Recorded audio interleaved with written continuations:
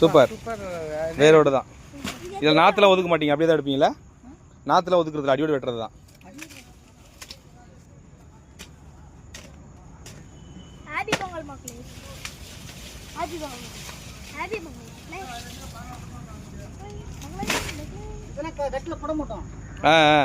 துண்டு துண்டு அடிக்கிறதுக்கு.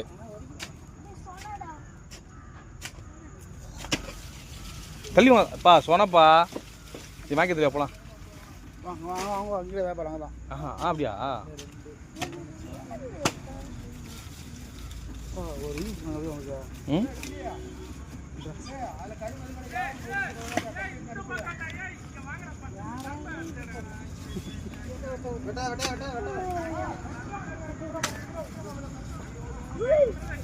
எங்கே இருக்கிறோன்னா சிதம்பரத்தை தாண்டி இந்த பொங்கல் கரும்பு பெருமையாக விமர்சனமாக விவசாயம் பண்ணுறவர்கள் வந்து பேசுகிறோம்.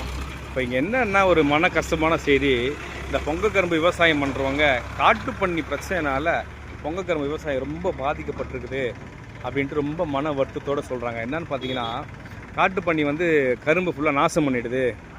மின்வேலியும் அமைக்கிறதுக்கு கவர்மெண்ட் பர்மிஷன் கொடுக்கறதில்ல, அதே மாதிரி துப்பாக்கிக்கும் பர்மிஷன் கொடுக்கறதில்ல, காட்டுப்பன்னி ஒழிக்கிறதுக்கு அவங்களும் எந்த விதமான நடவடிக்கை எடுக்க மாட்டாங்க அப்படி ரொம்ப மன வருத்தத்தோடு பேசுகிறாங்க.